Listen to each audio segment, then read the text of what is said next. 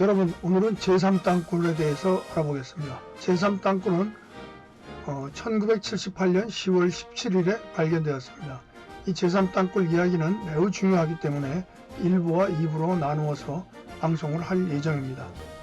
제3땅굴이 78년 10월 17일에 발견되었지만 그 발견하기 5년 전부터 많은 고통이 있었습니다.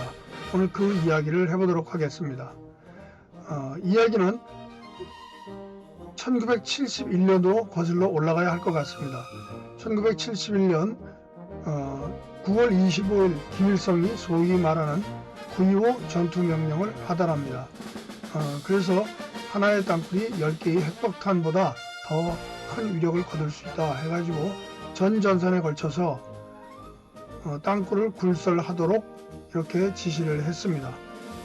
이 땅굴은 인민 무력부는 물론이려니와 또 대남 침투를 담당하고 있는 그런 부서에서도 또 땅굴을 경쟁적으로 굴설하기 시작했습니다.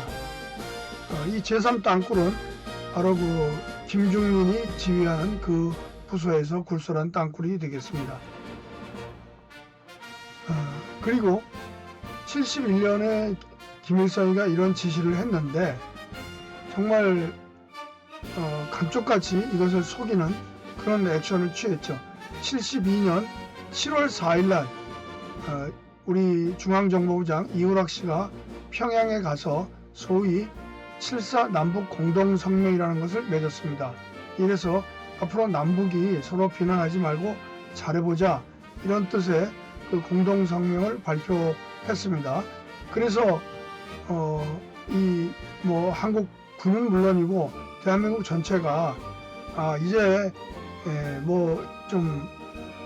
남북이 서로 첨예하게 대립하지 않고 어느 정도 화해 분위기를 가질 수 있겠구나, 이런 생각을 했던 때죠.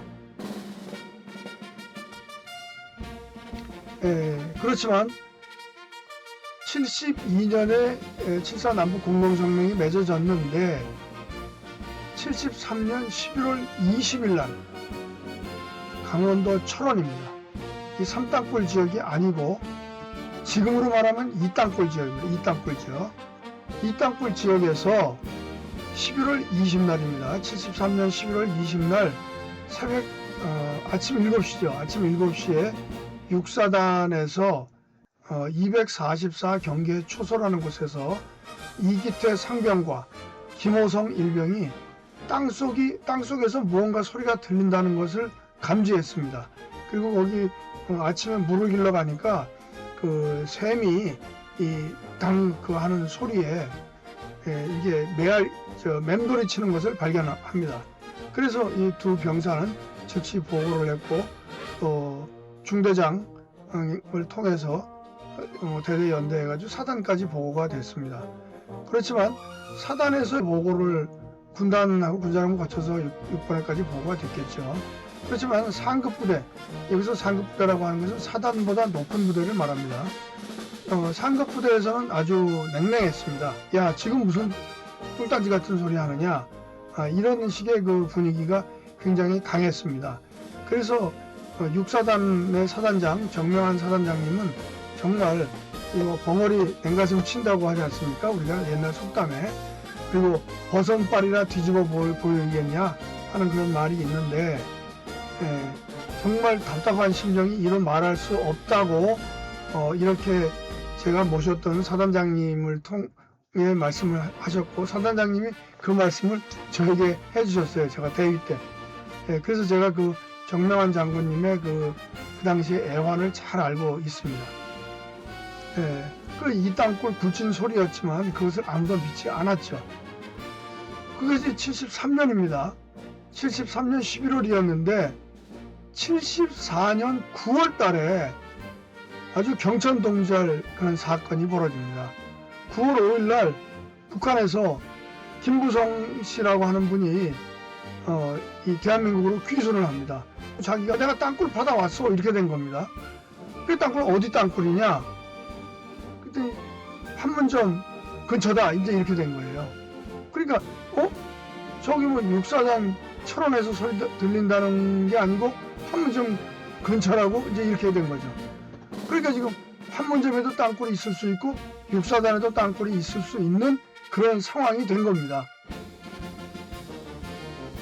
그래서 자기가 저 북한의 214GP 뒤에서 이 남측의 114GP 저 GP 방향 그 58고지 저 까치 집이 있는 데를 보고서 그쪽으로 측량을 해가지고 지하 50 언덕 깊은 곳은 70m까지 내려가가지고 군사분계선을 넘어서 내가 귀순할 당시에는 200m가 남쪽으로 더 침범했다. 그래서 자기가 거기까지 갔다니까 땅속으로 대한민국 땅까지 왔다는 거죠. 그렇게 이제 이분이 증언을 했습니다. 진술을 했죠. 그게 난리가 난 겁니다. 그래가지고 야, 저 전전선에 지금 귀순자가 땅굴 하다 왔다고 100여 이상의 땅굴을 구설하고 있다. 뭐 이런 식으로 이야기를 했기 때문에 난리가 난 겁니다. 그러니까 다 땅굴 있는지 모르니까 다 찾아라 이제 이렇게 됐어요. 그래서 전 육군의 그 전방을 담당하는 부대들에서 이제 땅굴 혹시 있을 수 있으니까 찾아보자 해가지고 DMZ 일대를 수색 정찰을 강화했는데 11월 5일입니다. 11월 5일 날 지금으로 말하면 제1땅굴 지역입니다.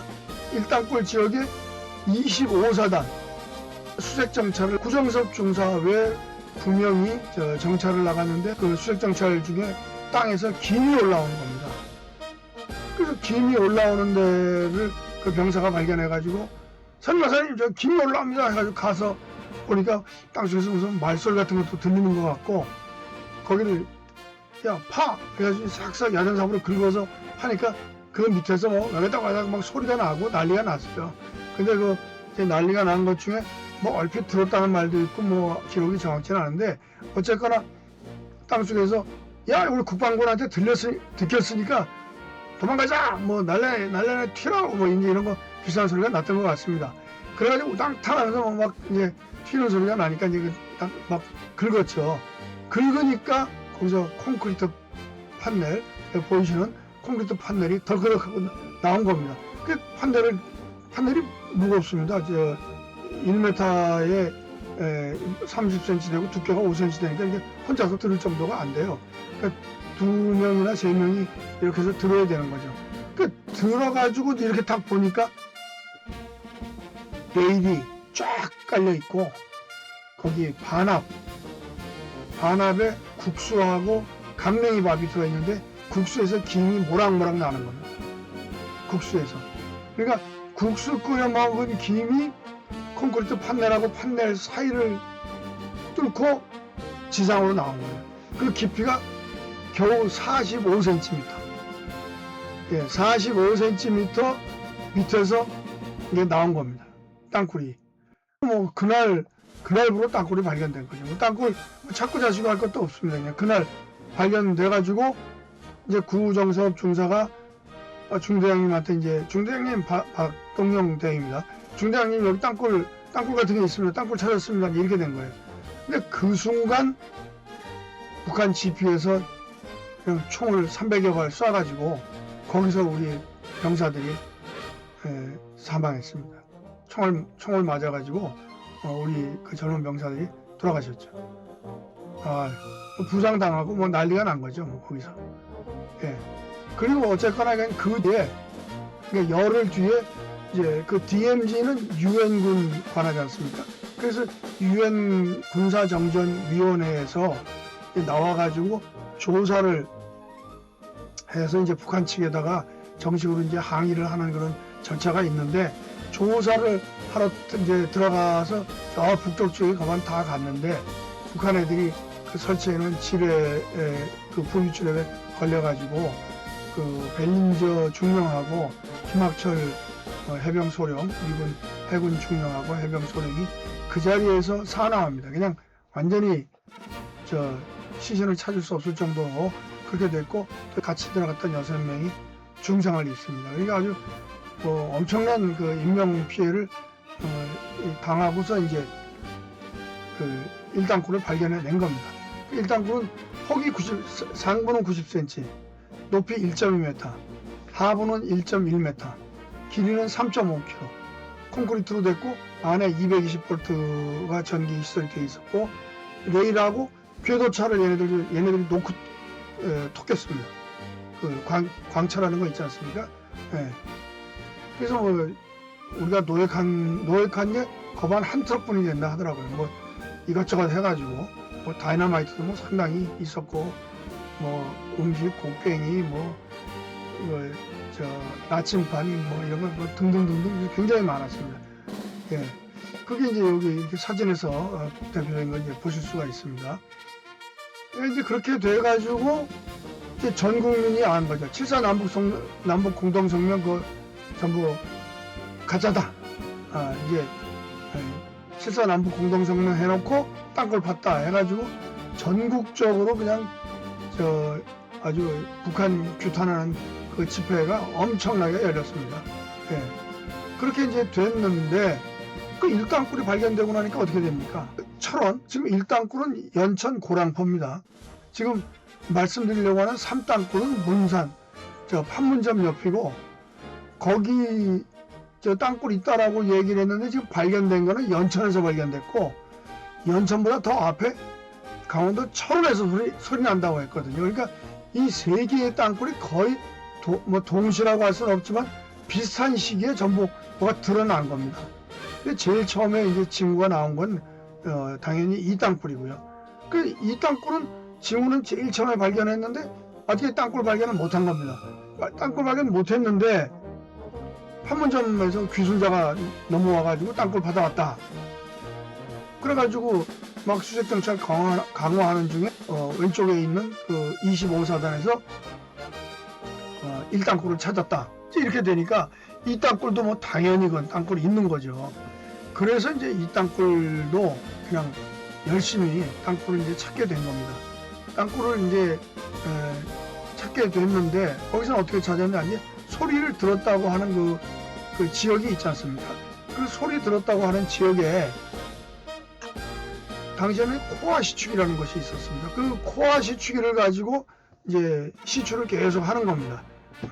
코아 시추기는 그 직경이 그렇게 두껍지 않습니다. 여기 제가 마침 이게 코아입니다. 코아. 코아인데 이 코아가 직경이 한 5cm 정도밖에 안 됩니다. 그래서 이 코아 시추기를 가지고 이제 이렇게 50m, 뭐 70m, 뭐 이렇게 이제 뚫는 거죠. 뚫는데 세상 뚫어도 안 나오는 겁니다. 안 나오니까 이제 5m 간격인가 이렇게 이제 뚫었는데 안 나오니까 그 사이사이에다가 다시 시추를 했습니다. 그 사이사이에 시추를 한 3m에서 이 시추 로드가 그러니까 이 코아가 이 파이프 안으로 이렇게 들어가는 거거든요. 이 파이프가 땅으로 뚝 떨어진 겁니다.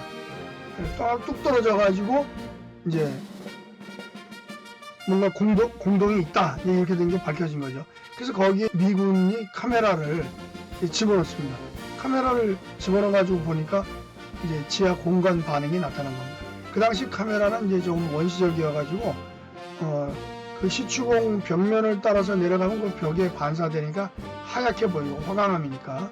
그 다음에 이제 땅굴로 들어가면 땅굴은 실제 제가 사땅굴에서 보니까 반지의 제왕의 암흑 있죠? 그게 똑같습니다.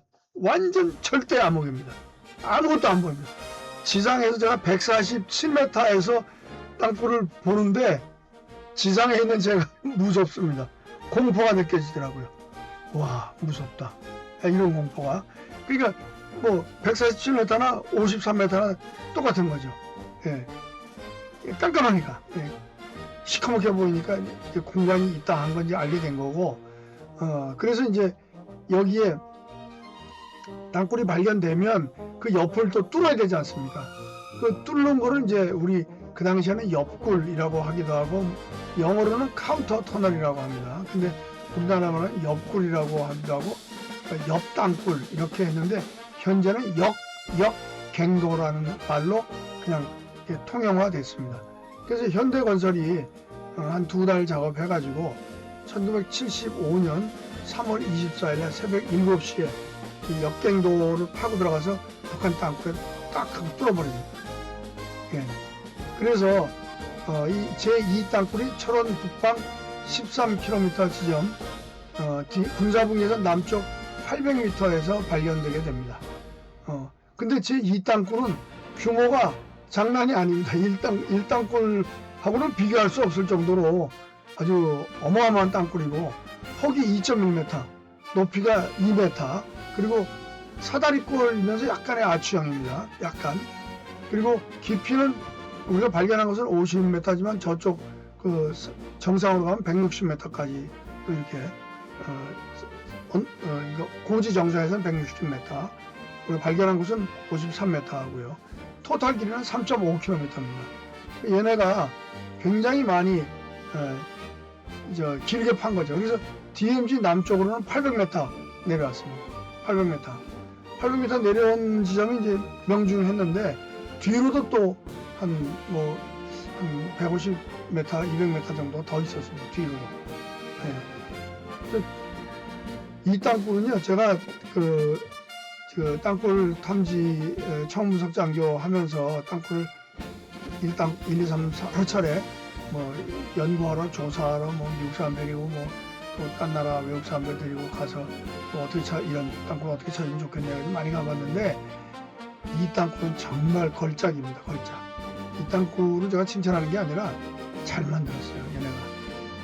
그리고 제가 그걸 볼 때마다 가슴이 철렁 내렸는데, 야, 얘네가 이걸 가지고 하여간 거기다 엄청난 시설, 지금 그 광장이라고 하는 곳이 그 광장으로도 쓸 수 있지만, 거기에 제가 분석한 바로는 거기에 컴프레서하고 발전기를 넣는 데입니다. 예. 공기 압축기하고 대형 공기 압축기하고 대형 발전기를 넣는 장소입니다. 그래서 그걸 가지고 굉장히 남쪽으로 이렇게 뚫고 들어가려고 아주 그냥 작정을 한 땅굴입니다. 정말 잘 만들었습니다. 이 땅굴은. 물론 3땅굴도 멋있게 만들었지만 3땅굴보다 저는 이 땅굴을 볼 때마다 진짜 아주 감탄을 하게 됩니다. 어쨌거나 이렇게 해가지고 이제 이 땅굴을 찾았습니다. 1땅굴도 찾고 2땅굴도 찾고, 그럼 이제 3땅굴이 남았지 않습니까? 판문점에. 그럼 김부성 씨가 내가 여기 땅굴 받아왔어, 저같이 집이 있는 전화물을 보고 측량을 했어, 이렇게 했는데도 계속 거기 시추를 하는데도 찾지를 못하는 거예요.